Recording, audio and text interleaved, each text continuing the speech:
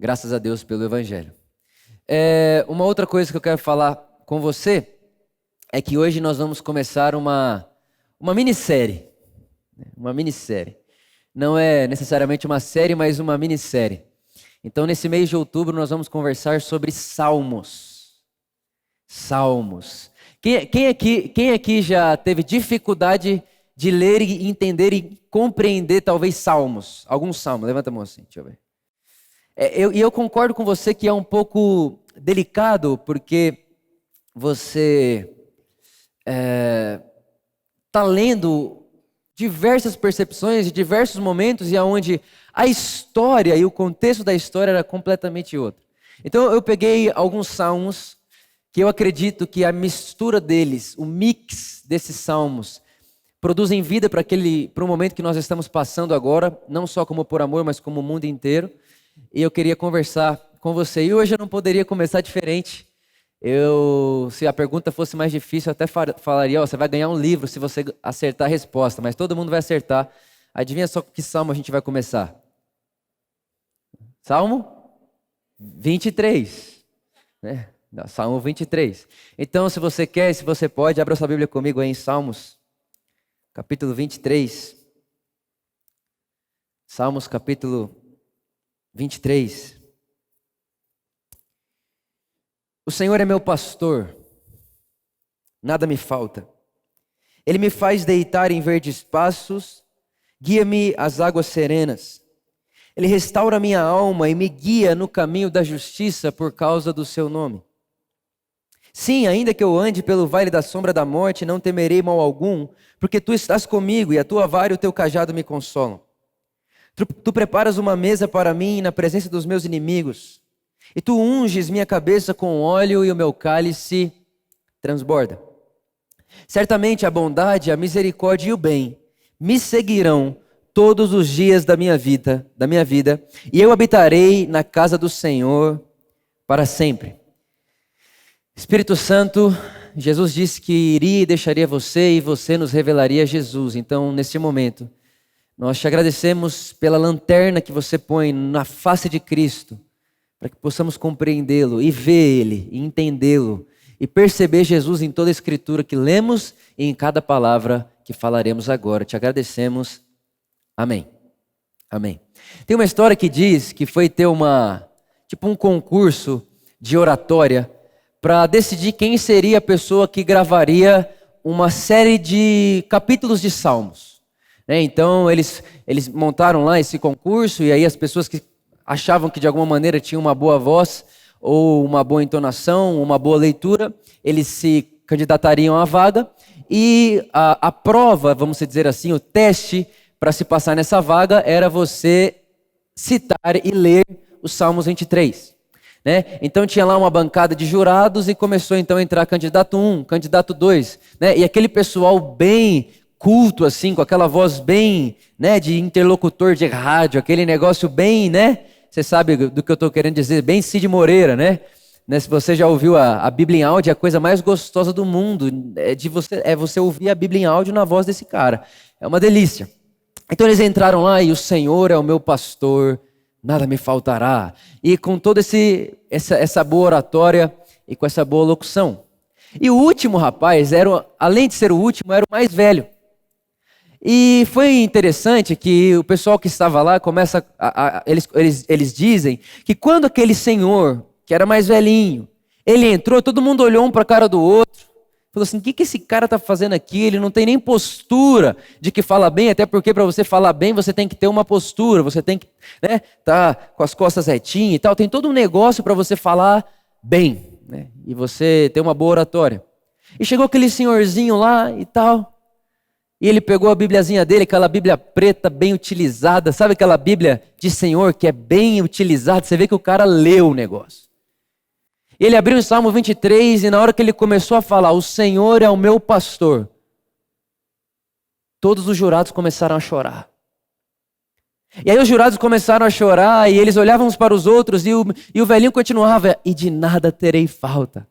E enquanto ele falava, os jurados choravam. E aí teve uma coisa, irmãos, eles esqueceram de fazer as anotações sobre o candidato. Porque enquanto os outros estavam falando, eles iam anotando a boa oratória, errou o português, esqueceu da vírgula, né? Ia fazendo ali toda aquela análise. Mas enquanto o Senhor ia falando, eles ficaram tão encantados, eles sentiram uma coisa que impossibilitou eles de continuarem fazendo ali o seu julgamento, de dar a sua nota. E no final, quando ele terminou, né, e habitarei na casa do Senhor para sempre. Estava todo mundo chorando, ninguém anotou nada, ficou todo mundo perdido. E aí depois que isso acabou, eles olharam uns para os outros e se perguntaram, o que tinha naquele Senhor? E foi interessante a resposta de um deles. Ele disse assim, todos os outros tinham a Bíblia na mão e o Salmo na ponta da língua. Mas tinham decorado, eles sabiam porque tinham que saber. Esse Senhor, o último, ele não conhecia a letra do Salmo. Esse último, o Senhor que fez a gente chorar, que fez a gente esquecer de fazer o julgamento, de dar a nota. Esse Senhor, ele não conhecia a letra escrita do Salmo, ele conhecia o pastor que a letra quis apresentar. Ele falou como quem sabe quem é o pastor, ele não falou como quem conhece o Salmo 23. Quem está entendendo o que eu estou falando aqui? Sabe, irmãos, existe uma realidade triste de a gente ter esses versos e tudo isso decorado e tudo isso aberto lá em casa, Salmo 23, para o Senhor me proteger, ou se não, Salmo 91, o Senhor protege minha casa. E a gente aprendeu essa liturgia de decorar algumas coisas, mas eu sinto e eu tenho percebido isso desde antes da quarentena, um pouco antes da quarentena eu já vinha falando sobre isso. O Espírito Santo quer nos levar a não só saber de cor, mas saber e encarnar o que o texto está nos dando, o que o texto está se mostrando a nós. E é interessante que o Salmo 23, ele é um dos capítulos mais conhecidos da história, da tradição. Não só no evangélica, mas o Salmo 23, ele é milenar. Todo mundo já ouviu falar no Salmo 23. E o Salmo 23 é de uma maneira ou de outra a experiência de Davi. E Davi, ele era pastor de ovelhas. E eu acho muito interessante essa ligação. Davi, um pastor de ovelhas, percebendo e experimentando Deus como pastor dele. É como se Davi estivesse dizendo assim, enquanto eu cuidava das minhas ovelhas, eu percebia que aquilo que eu fazia com elas é mais ou menos aquilo que eu vejo Deus fazendo comigo. Essa é a minha experiência de Deus. É assim que eu o vejo, é assim que eu o percebo. E sabe, tem uma frase que eu gosto muito que diz assim, você não pode determinar nada sobre Deus. Deus não pode ser determinado, mas ele deve ser experimentado. Vinde e provai que o Senhor é bom. Deus é para ser provado, Deus é para ser experimentado. E aqui no Salmo 23, nós estamos lendo e estamos vendo qual que é a experiência de Deus de Davi. Como Davi percebe Deus.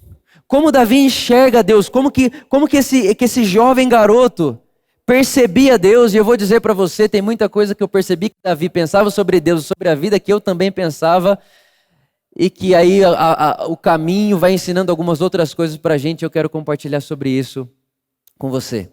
O primeiro versículo, o Senhor é meu pastor e nada me falta.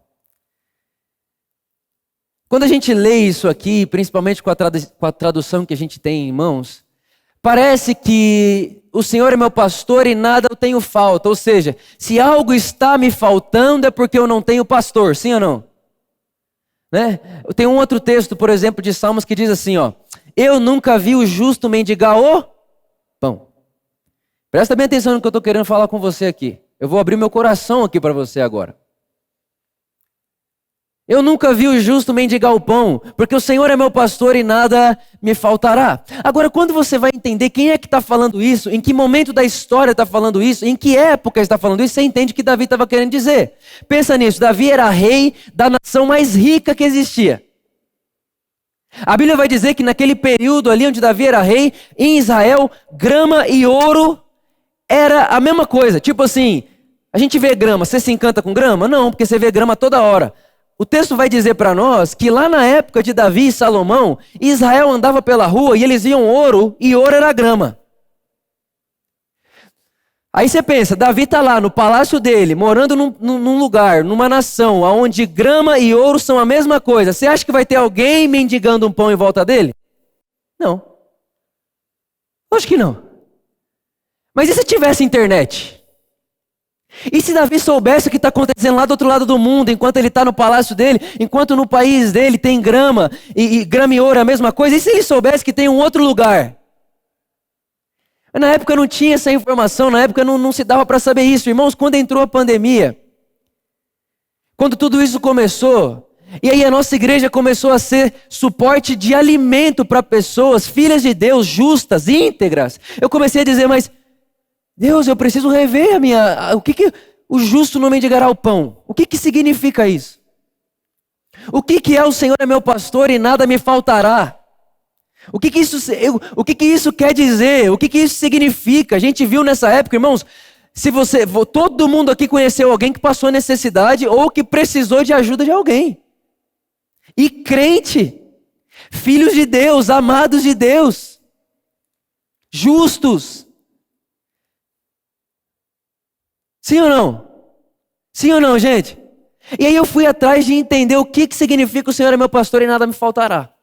E sabe o que eu descobri? Que no texto, quando lido na língua original, no texto hebraico, ele vai dizer assim, ó: o Senhor é meu pastor, de nada terei falta, ainda que tudo não tenha. O Senhor é meu pastor, e de nada terei falta, ainda que eu não tenha tudo.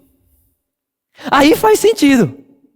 Aí faz sentido porque eu consigo fazer até uma ponte lá para Paulo dizendo, eu sei ter muito o que comer, eu sei não ter nada para comer. Eu sei andar nos reis, eu sei andar no meio dos reis e eu sei andar no meio da miséria. Eu sei ter tudo, eu sei não ter nada, porque eu sei que eu posso todas as coisas naquele que me fortalece. Então, irmãos, o Senhor é meu pastor, de nada terei falta, ainda que me falte tudo. O que o Davi está querendo dizer é, o Senhor é meu pastor, e se Ele é tudo que eu preciso, eu não preciso de mais nada, porque nele eu tenho tudo, porque eu descobri que unicamente, definitivamente, o meu pastor, Jesus Cristo, é suficiente. Você percebe como você muda completamente a cabeça? E aqui quando a gente vai pensar no Salmo 23, principalmente no mundo que a gente vive hoje, é assim, ó, o Senhor é seu pastor e nada te faltará. E aí ponto 1, não vai te faltar uma casa, não vai te faltar comida, não vai te faltar tal. Mas o evangelho nunca foi provisão para o outro comer e beber. O evangelho é provisão para paz em meio ao nada.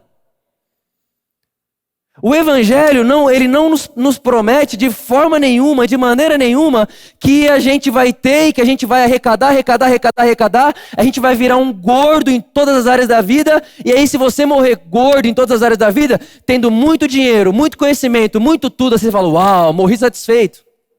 Não é esse o apelo do evangelho, e eu refleti muito sobre isso, a respeito do o que gera nas pessoas quando elas ouvem uma mensagem que diz, o Senhor é meu pastor, você não vai ter falta porque o justo não mendiga o pão. E ela olha para casa e fala, eu precisava só de arroz.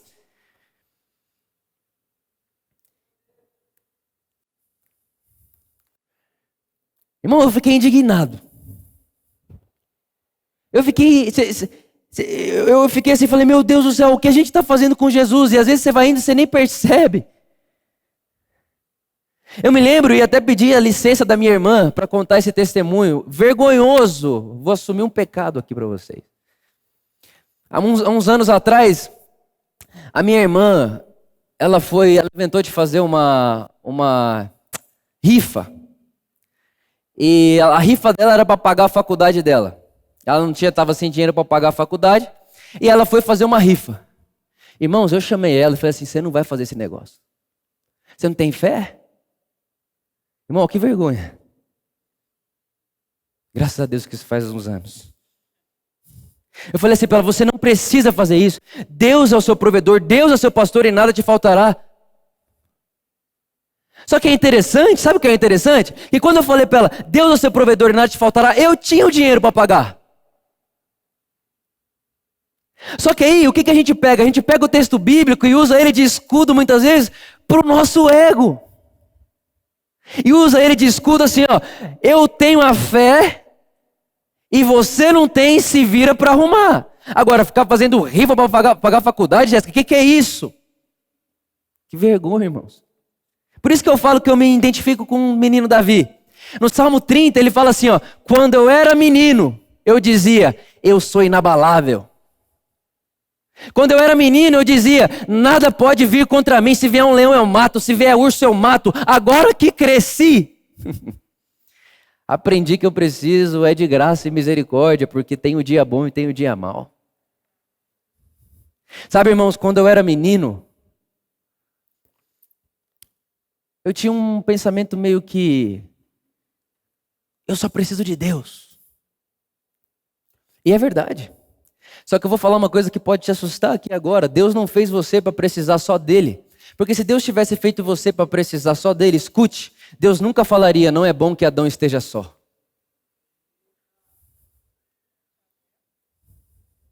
Quando Deus diz, não é bom que você viva só, Adão, Ele está ensinando uma coisa para mim e para você. Eu fiz o ser humano para precisar de mim e do outro.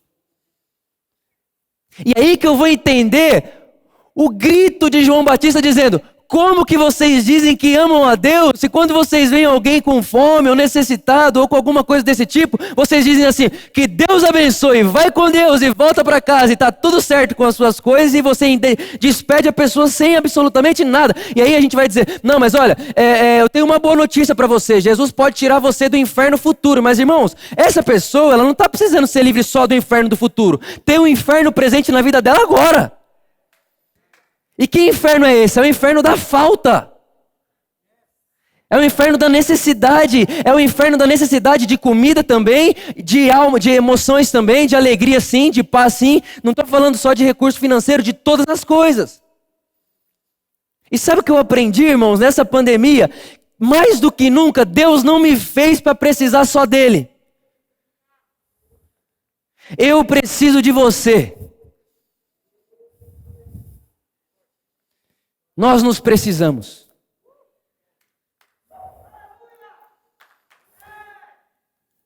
É por isso que quando você olha o que encantava as pessoas na igreja de Atos era, nada falta para ninguém lá. Porque ele não olha para o outro e fala assim, em nome de Jesus, Deus, aparecer agora, provisão na casa dessa pessoa, na geladeira dela.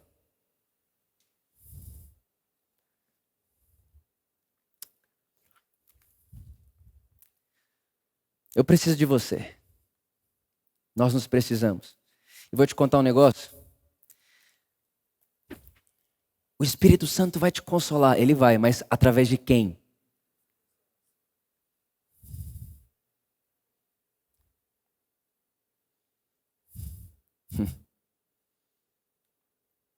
A pergunta é, através de quem?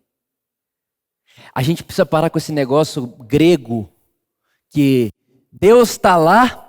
Aí eu oro aqui e falo assim, ó, Deus, o meu irmão fulano de tal está com um problema no casamento, só que assim, eu estou sem tempo nenhum para ir lá ajudá-lo. Eu estou sem tempo nenhum para ir lá conversar com ele, para ir de alguma forma tentar colocar. Você pode, por favor, Deus, mandar uma provisão lá? Você pode ir lá, por favor, Deus? E Deus está assim, Vitor, só tem uma forma de eu ir. Eu escolhi não viver em templos feitos por mãos humanas, eu escolhi viver em você, Vitor. Só tem uma forma de eu ir lá, Vitor, só tem uma forma. Risca essa agenda, taca fora esse livro e vai lá você. Eu quero sair. Vitor, o Espírito Santo está dentro de você, ele quer sair, você só precisa perceber. O Espírito Santo já te deu essa resposta, essa luz, você só precisa perceber. Vá até lá, ide. Vá. Indo por todo mundo, foi ou não foi o que Jesus disse? Indo por todo mundo, pregando o evangelho a toda criatura, enquanto eu vou, eu faço, nós somos a presença e a manifestação de Deus na terra agora, irmãos. Deixa eu te falar, quando alguém em qualquer lugar pede ajuda de Deus, na verdade ele precisa de um irmão.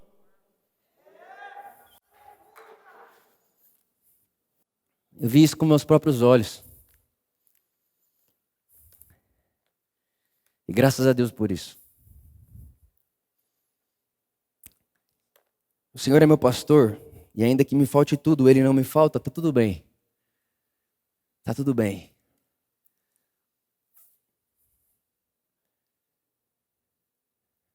E a maneira de Deus ser pastor para o outro é através de nós. Vocês são pastores na vida, sabia disso? Jesus disse para Pedro: Pedro, tu me amas? Ele disse: sim, te amo, então cuida das minhas ovelhas. O que Jesus estava dizendo? Pedro, eu coloco para pastorear pessoas que me amam. Então é um convite a todos que o amam. Quem ama Jesus aqui? Deixa eu te falar, você é pastor. Você sabia que no Novo Testamento inteiro não existe uma referência a um pastor, a não ser Cristo Jesus? Você sabia que Jesus disse assim para os discípulos: olha, entre vocês não vão ter o mestre e os talmidins. Entre vocês, eu sou o mestre e vocês são irmãos. Sejam comunidade, vivam a irmandade, pastoreiem uns aos outros. O apóstolo Paulo, ele olha para a igreja em Roma e diz assim: eu estou certo de que vocês estão cheios de bondade e sabedoria, podendo pastorear uns aos outros. Pastoreiem uns aos outros. Irmão, lá no seu trabalho, na sua casa, onde você for, entenda, você é o pastor daquelas ovelhas. É por isso que eu não tenho problema nenhum em dizer: Daniel, eu fui sua ovelha enquanto você contava para mim seu testemunho, eu fui tocado, eu fiquei chocado. Fui edificado, que é um pastoreio mútuo. A igreja de Jesus é viva. É por isso que pode fechar prédio, pode não ter aglomeração, pode te desligar a internet, não precisa nem de online. O vento sopra onde quer. E não tem corona, irmão, não tem proibição, não tem lei que possa impedir o vento do Espírito soprar. Isso é igreja, o vento sopra onde quer. Ele me faz deitar em verdes pastos. E ele me guia a águas serenas. É interessante que quando você vai estudar um pouco da rotina do pastor de ovelha no Oriente Médio, é exatamente o que Davi faz aqui. O caminho do Salmo, verso 1 ao verso 6, é uma rotina de um pastor. A primeira coisa que ele vai fazer, o pastor, quando está bem cedinho, antes do sol nascer, ele vai levar as suas ovelhas a um lugar de verdes pastos. E ele vai levar essa ovelha a lugar de águas tranquilas. De águas tranquilas. Agora, olha que interessante. A ovelha é um bicho tão medroso, tão medroso. E olha que privilégio que nós temos de sermos tratados como ovelhas de Deus. A ovelha, ela é um bicho tão medroso, irmãos, que ela tem medo às vezes da sombra dela na água, sabia disso? É por isso que muitas vezes você vai ver um pastor dando água para a ovelha assim, ó. Ele leva ela até a beirinha do lago lá, e ele pega com a mão e leva na boca da ovelha, porque ela tem medo de ver ela na água. Ela se assusta. Você sabia de outra coisa? Não existe ovelha sozinha. Ovelha é o animal mais comunidade que existe no mundo. O que Deus estava dizendo para a gente, irmãos? Eu quero que vocês sejam comunidade. Eu quero que vocês sejam uns aos outros. Eu não quero estabelecer um líder para vocês, aí vocês ficam, tudo que o líder fala, vocês fazem. Entre vocês não vai ter guru. Porque vocês, minha família, a família de Deus, vocês são comunidade. E se precisar, o dia que alguém tiver com medo, necessitado, eu estou com medo da vida, eu estou com medo de morrer, eu estou com medo de alguma coisa, um de vocês pega a água na mão e coloca na boca da pessoa.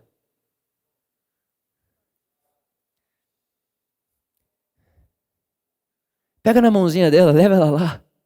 Seja paciente uns com os outros. Edificai-vos uns aos outros com paciência e amor fraternal, Paulo vai dizer. Não deixem de congregar. Aí as pessoas, né? Enfim, eles pegam esse texto e falam, tem que vir no prédio. Ok, está escrito, não deixe de congregar. E aí você vê uma igreja evangélica brigando para voltar à celebração no meio do ápice da pandemia. E eles estavam querendo o quê, irmãos? Estavam querendo ajuntamento, porque ajuntamento é igual a riqueza. Poder. Quem tem atenção tem poder. Quem tem gente tem poder. Só que o que Jesus estava dizendo, na verdade Jesus não, o que o Paulo ou o escritor de Hebreus estava dizendo é, não deixe de congregar, e ele vai dizer o que é congregar. Ele fala, não deixe de congregar, e quando congregarem, estimulem o amor e as boas obras. Ou seja, se eu estou com você, você me estimula amor e boa obra, congregamos. O evangelho supera a religião, Ed Renekiewicz diz isso, por quê? Porque ele destrói as paredes. Agora é óbvio que quando você olha para mim, e principalmente se você é um visitante, você me vê em cima do palco, você vai pensar o quê? Quando ele fala, Deus ouve. quando eu falo, Deus pensa se vai me ouvir. E aí, obviamente, que às vezes fica desse jeito, e desse jeito, as pessoas se tornam dependentes de quem sobe aqui. Mas não, Jesus diz, não vai ser assim no meio de vocês. Dos meus discípulos, não. Os meus discípulos têm um pastor, e eles ouvem a voz desse pastor.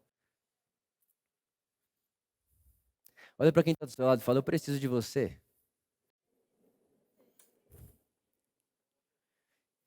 Ele restaura a minha alma. Me guia no caminho da justiça por causa do seu nome. Esse caminho de justiça fala de veredas planas. A rotina do pastor é encontrar o lugar mais fácil possível para a ovelha passar. Irmão, é muito engraçado. Coloca depois assim, ó, curiosidade sobre ovelhas. É muito engraçado, gente. Você fala, Jesus, é piada você chamar nós de ovelha? Gente, é um negócio esquisito. Se ela gostar de um lugar, para ela sair dali é difícil. Vê se não parece a gente. Acomoda e fala, não. E aí pensa se não parece a gente quer sempre um caminho plano, sim ou não? É lógico. E sabe o que seria muito legal? Se o Salmo 23 acabasse no versículo 3. Se acabasse aqui, estaria muito bom. Porque aqui eu sei que o Senhor é meu pastor, de nada terei falta. Aqui eu sei que Ele me faz deitar em verdes pastos e que Ele me guia às águas boas. E aqui eu sei que Ele restaura a minha alma. E eu sei também que Ele me guia no caminho da justiça. E Apocalipse, capítulo 22, vai dizer que quando o Cordeiro de Deus nos leva até as águas tranquilas, fazendo uma referência do Salmo, Ele vai enxugar toda a nossa lágrima. Tava bom se acabasse aqui, sim ou não? Sim ou não? Mas então vem o versículo 4, irmãos. E o mundo inteiro passou pelo versículo 4 agora. Sim, ainda que eu ande pelo vale da sombra da morte. Agora ficou ruim, não ficou? Ainda que ande pelo vale da sombra da morte, agora ficou ruim. Ainda que lá no dia 13 de março a gente ia fazer um batismo aqui na igreja, quem lembra disso? Veio o diabo de um vírus. Ele conta para todo mundo, está todo mundo em perigo.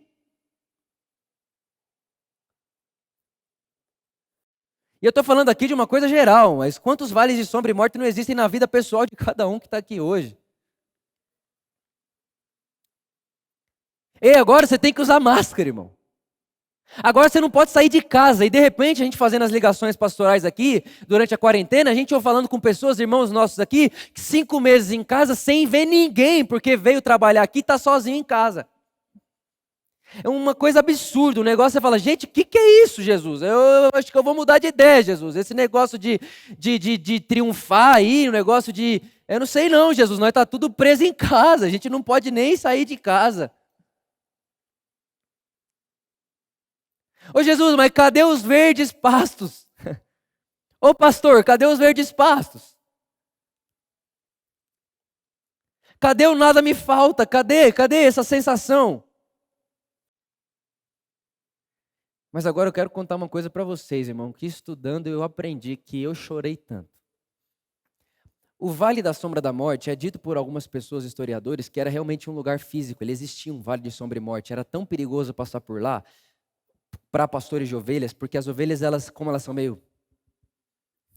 Você se conhece, né? Como as ovelhas elas precisam de muita ajuda, elas correm um certo risco de cair.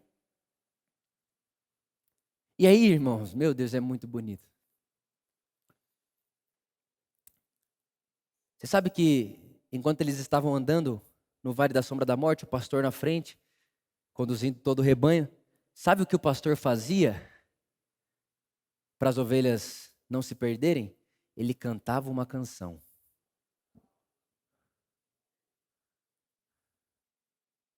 Então chegou o Vale da Sombra da Morte. Ele começava a cantar. Eu sou o bom pastor.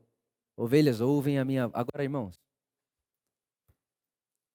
por que você acha que Jesus falou lá em João capítulo 10? Eu sou o bom pastor e as minhas ovelhas ouvem a minha... E se eu dissesse para você que no meio de todo o vale de sombra e morte da sua vida existe uma canção do nosso pastor para você? E a canção do nosso pastor para você não é vou te tirar daí agora, é calma, estou com você. A canção do nosso pastor não é utilizarei do meu mega ultra power poder para tirar você daí agora. E interferirei na vida como se a vida não tivesse um modo de operar. Não, não, não, não, não. A fala dele é: não tenha medo, porque eu estou com você. Agora pensa nisso, irmãos. Existe uma mentalidade, e foi isso até que me fez refletir muito no Salmo 23, foi o salmo que eu mais refleti na pandemia inteira, inclusive se algum irmão aqui perdeu alguém e conversou comigo, teve um tempo comigo, foi esse salmo que eu falei com você. Porque me encanta o que diz assim, ó, ainda que eu ande pelo vale da sombra da morte, não temerei mal algum, porque tu estás comigo. Irmão, é muito diferente alguém que está de alguém que assiste. Tem uma pessoa, milhares de pessoas assistindo a gente agora, mas elas não sabem qual é o clima aqui dentro. Elas não sabem se está quente, frio. Elas não sabem se o teto vai cair, se não vai. Elas não sabem se a porta está aberta ou está fechada. Por quê? Porque elas estão assistindo. Mas você não. Porque você está aqui dentro. E o que esses salmos, esse versículo está dizendo para mim é que na experiência de Davi com Deus e a que ele nos convida a ter com ele, é que Deus não está assistindo você da casa dele lá. Não, onde Deus está? Deus está agora sentado no mais alto sublime trono e a terra é o extrato dos seus pés. E aí Deus fica olhando você de lá. Numa telinha, online, ao vivo. Não é isso que o Davi propõe e não é isso que Paulo propõe sobre Deus. O Deus do Evangelho, irmãos, ele não está lá. O Deus do Evangelho não está te assistindo. O Deus do Evangelho, Paulo vai dizer lá em Filipenses, ele não usurpou o ser igual a Deus ao que devia pegar-se, e um dia ele esteve lá. Mas o lá não o segurou. O estar lá não era suficiente para ele. Lá era mais seguro. Lá era mais confortável. Lá era melhor. Mas tem uma coisa, amar custa. Então o Deus que estava lá, ele não usurpa estar lá e ser Deus, algo que deve apegar-se, mas ele se encarna.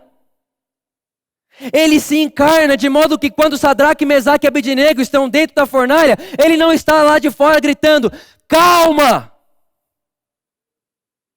Eu vou te tirar daí. Quando Sadraque, Mesaque e Abednego está lá na fornalha, ele não está de longe e você tem que ouvir o eco da minha voz. E aí as pessoas ficam, meu Deus, Deus não fala comigo. Aonde está Deus agora? Cadê a voz de Deus, irmãos? O problema é que a gente está procurando a voz dele vindo de lá. Mas o que o texto vai dizer é que eles colocam 3 pessoas no vale da sombra da morte e aparece 4. Porque o Deus que se fez carne, ele não me assiste de longe. Eu não tenho medo porque eu sei que Deus está me assistindo. Eu não tenho medo porque no vale que eu passo, aonde eu ando, ele está vivendo comigo. E eu não estou esperando ele falar de lá. Eu estou vendo ele falando daqui de dentro. Ele se encarna e vem. Então ele sente o ar, ele sente o clima, ele sente o mesmo ambiente que a gente. Aonde estava Deus na pandemia, sofrendo junto.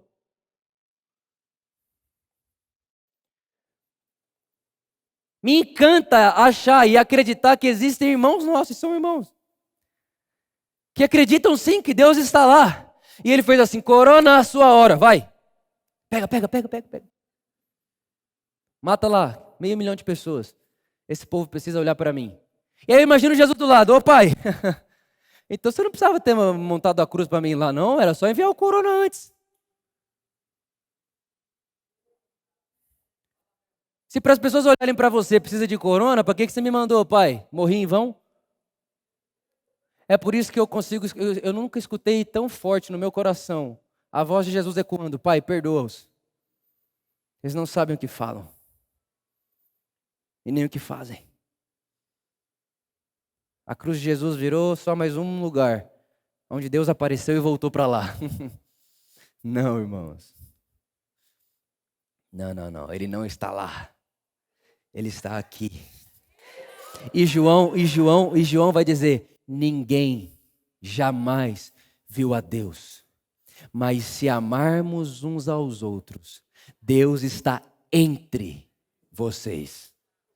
Irmãos, eu te amo, você me ama, entre nós está Deus. Aonde está Deus no meio do caos? Entre. Ele está no meio. Alguém fala: impossível, Deus é todo poderoso. O problema é que as pessoas acham que Deus ser todo poderoso leva a Deus a fazer o que elas fariam se elas fossem todas poderosas. Então, se eu sou Deus todo-poderoso, eu nunca choraria por causa de um vírus. Mas quando a gente vai para o Deus revelado em Cristo Jesus, Ele sobe na montanha em Jerusalém, Ele olha Jerusalém e diz: Jerusalém, Jerusalém, chorando, como eu queria que vocês viessem para mim e se escondessem debaixo das minhas asas, como uma galinha se esconde nas asas da sua mãe. Como eu queria que vocês fizessem isso, mas vocês não quiseram. Então nós estamos falando de um Deus aqui, Ele quer e Ele não usa de violência ou de controle humano para fazer aquilo que Ele quer acontecer. A Bíblia diz que a vontade de Deus é que todos sejam salvos, mas Deus não empurrou todo mundo para onde Ele quer. Ele diz: vinde a mim, todos vós. Ele convida, Ele não empurra.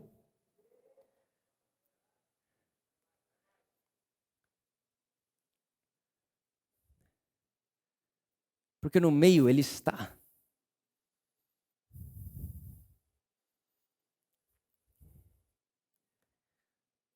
Ele passeou com você e Ele passeia com você aqui agora. No vale da sombra e da morte da sua vida, coisas escuras da sua vida, situações escuras da sua vida, Deus está aí.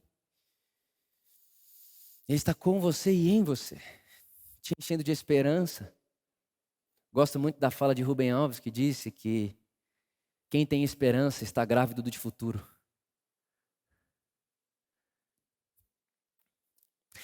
Tem um outro cara que eu li ele nessa pandemia. Ele é um judeu e ele escreveu um livro falando sobre Deus e o Holocausto. E ele vai para esse versículo de Salmo e ele fala assim: sabe qual que é a certeza de que o versículo 4 garante para a gente? É que o vale da sombra da morte passa. Então eu não posso garantir que você vai sair daí hoje, mas eu posso garantir que você não fica aí para sempre.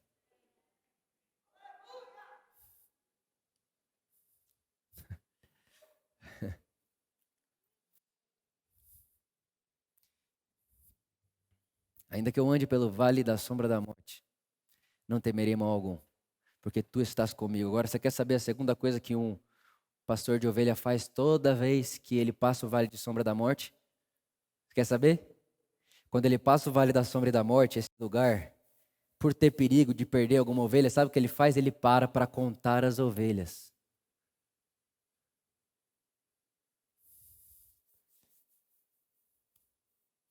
Depois que ele passa o vale, ele para e ele vai contar. Te lembra uma história de alguém dizendo sobre contar ovelhas?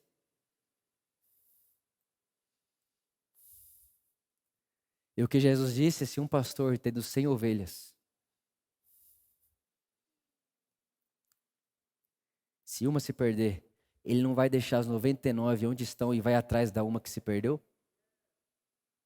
E se esse ir atrás a uma que se perdeu é não deixar ninguém sozinho no vale da sombra da morte que eles acabaram de passar?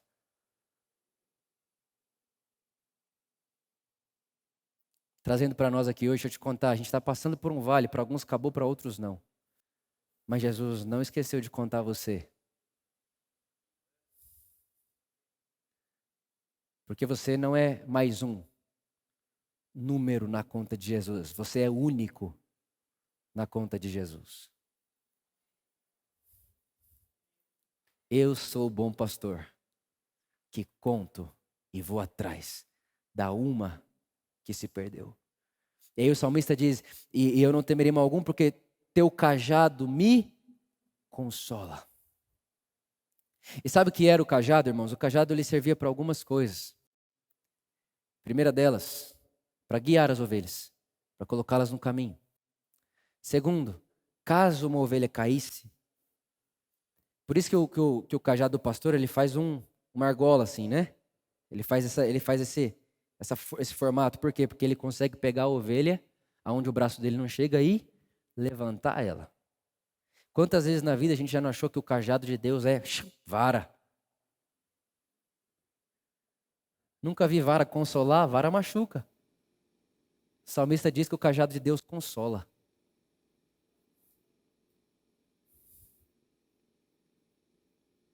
Talvez você que está aqui, escute bem, no meio desse vale da sombra e morte, você se sentiu caído. Talvez você sentiu que você caiu ladeira abaixo. Talvez você sentiu que você não conseguiu seguir o trilho e você tombou, caiu. Deixa eu te contar, fique em paz. O nosso pastor tem um cajado. E agora, nesse momento, enquanto eu falo para você, ele te dá consciência de que o cajado dele está em você, ele está puxando você de volta para ele. Porque ele não vai deixar uma ovelha dele para trás. Porque ele é o mesmo que prometeu: eu não vou perder de modo nenhum daqueles que vierem a mim. Esse pastor é digno de fé. E ele é digno de confiança. E aí depois o salmista vai dizer que ele prepara um banquete na presença dos inimigos e unge a cabeça com óleo. Você sabe qual que é o inimigo da ovelha? São dois: insetos e doenças. Por que eu estou dizendo isso para você? Porque quando Davi diz do óleo, era isso que Davi fazia com ovelhas que foram picadas ou que estavam doentes. Então você pega o óleo e passa na picada do inseto, até porque a ovelha é tão dramática. Será, irmão, que isso aí é dramático? Ela é tão dramática, ela toma uma picada e não quer mais andar. E, inclusive, se coçar muito a picada, ela começa a bater a cabeça dela na árvore. Porque ela fala assim: eu não quero viver coçando, eu prefiro morrer.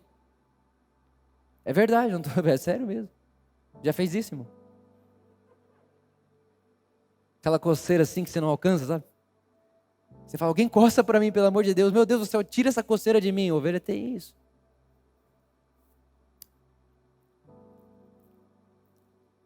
Então Davi está dizendo que o nosso pastor, ele nos unge com óleo, a fim de que os nossos inimigos não vençam sobre nós. A pergunta é: quem é o nosso inimigo?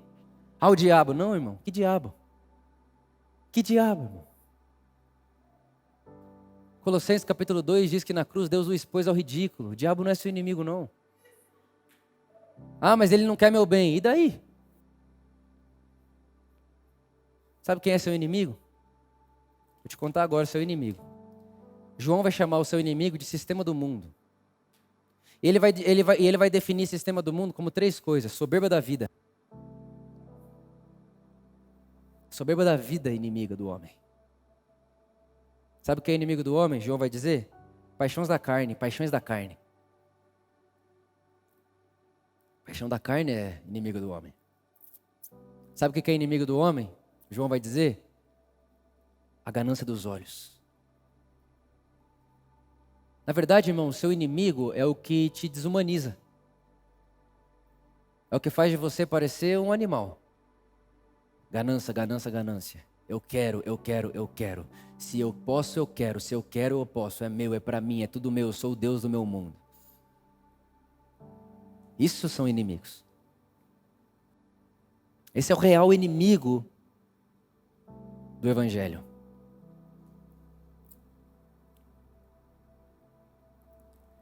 Porque a primeira experiência, anota isso, acabou de descer aqui, ó. E aí, irmãos, desceu daqui ou saiu daqui?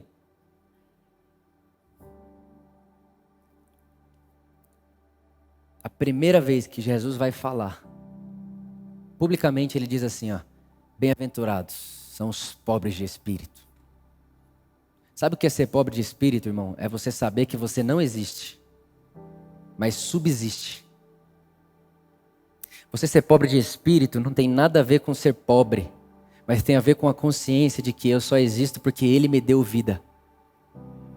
A Trindade, o Deus em Cristo Jesus, Ele garante a minha existência. Isso é ser humilde. Isso é vencer o mundo. Vencer o mundo, soberba da vida. Vencer o mundo, paixões da carne. Vencer o mundo, concupiscência dos olhos. Aí Jesus diz, bem-aventurados são os pobres de espírito, porque deles é o reino dos céus.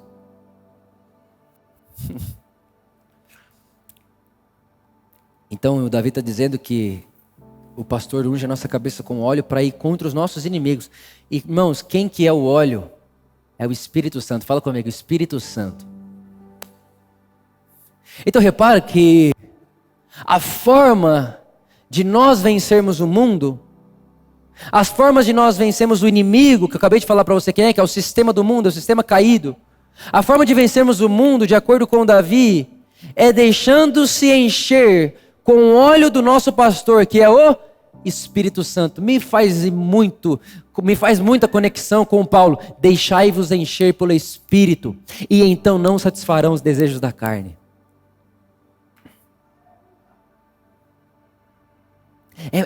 A semelhança é exata.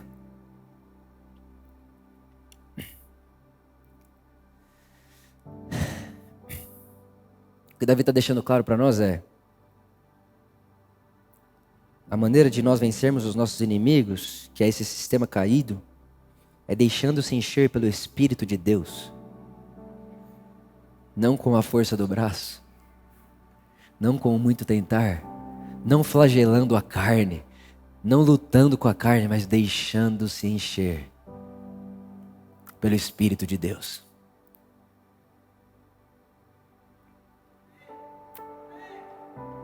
Irmãos, a nossa vitória que vence o mundo é a nossa fé no bom pastor que temos, que enche o nosso cálice, ele transborda. E o que é o transbordar, irmão? É a hora que o Espírito Santo em você vai produzir o Espírito Santo através de você. Você transborda, e quando você transborda, o outro é afetado. Que hora é essa? Você está se enchendo do Espírito. O Pai está te enchendo do Espírito de uma tal forma que de repente as pessoas à sua volta vão comer do seu serviço.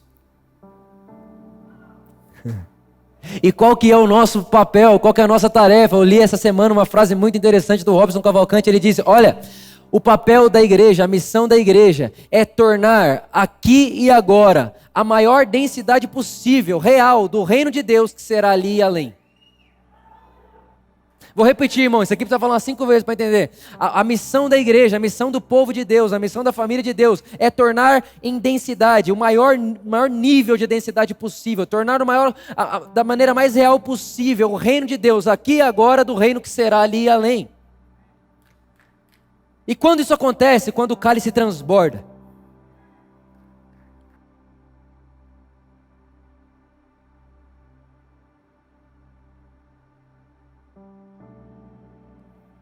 Eu preciso de água, irmão, senão eu vou tossir aqui, aí tem coronavírus.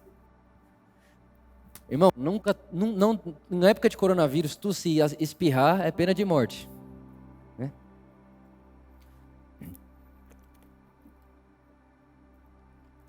E por último, ele diz, ele unge minha cabeça com óleo e meu cálice transborda. E certamente, fala comigo, certamente,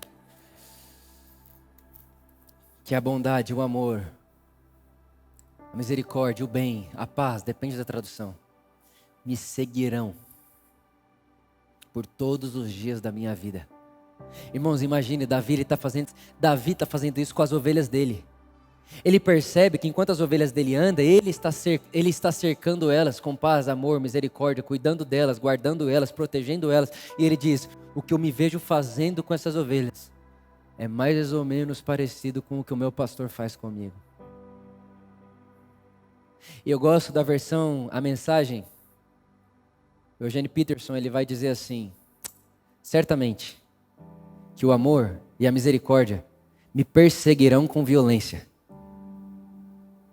E eu também gosto da Bíblia textual que a gente ganhou aqui na igreja 1 mês atrás. Ele escreveu assim, ó, certamente a paz e o bem me escoltarão.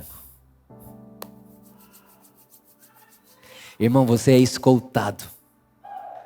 Escute, você é escoltado não por soldados armados, pronto a dar um tiro nos seus inimigos. Você é escoltado pela paz e o bem, de modo que até seus inimigos de você vai ter paz e bem.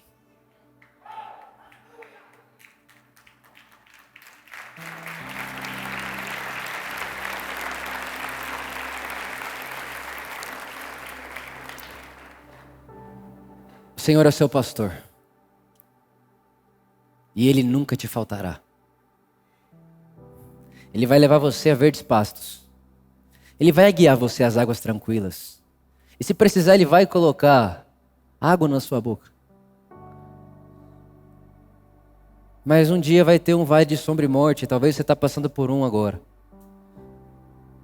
Não tenha medo. Ele não está te assistindo. Ele está em e com você. E nas relações de amor, Ele está entre nós. De forma que não tememos mal algum. E Ele tem um cajado também, que se você tropeçar, cair montanha abaixo, Ele vai te buscar. Ele pega você e traz de volta. Quando Ele traz você de volta, Ele vai contar para ver se está todo mundo lá, porque você não é mais um, você é único. E Ele vai ungir a sua cabeça com óleo, e os insetos que sugam a nossa vida e o nosso sangue, que é esse sistema do mundo, não terão lugar na sua vida. Soberba da vida, ganância dos olhos, paixão da carne. Não vai ter lugar não porque você venceu eles, mas porque você tem um bom pastor que põe o Espírito de Deus dentro de você. E enquanto Ele coloca o Espírito de Deus dentro de você e você se deixa encher, porque é isso que Paulo diz, deixem-se encher pelo Espírito de Deus. Enquanto você se deixa encher, porque Ele não é alguém que faz o que você não deseja, mas enquanto você deixa Ele encher, o cálice transborda e você começa a ter missão no mundo. E a sua missão no mundo é fazer com que o reino de Deus tenha a maior densidade possível, aqui e agora, do que ele será ali e além. E aí nesse lugar você pode dizer certamente que ninguém se importa comigo como Jesus. Ninguém cuida de mim como Jesus. Não há pastor como Jesus. Ele é o meu pastor. Ele me guarda. E isso é tudo que eu tenho e quero. Porque enquanto Ele está comigo, eu me sinto escoltado por paz e bem. De modo que eu não tenho uma arma ou um dedo para apontar para ninguém. À minha volta eu tenho para dar paz, bem, amor, misericórdia. E enquanto faço isso, eu torno o reino de Deus lá, que é além, aqui e agora mais denso. Ele pode ser percebido. Ele pode ser diferenciado. E então entendemos que habitaremos na casa do Senhor para sempre. Davi jamais entenderia isso. Mas eu gosto de dizer que então entendemos que nos tornamos casa de Deus para sempre. Deus está no mundo através de você, com você e em você. Pai, obrigado, porque nós temos um bom pastor. E ninguém nunca cuidou e nem vai cuidar de nós como você cuida. Obrigado.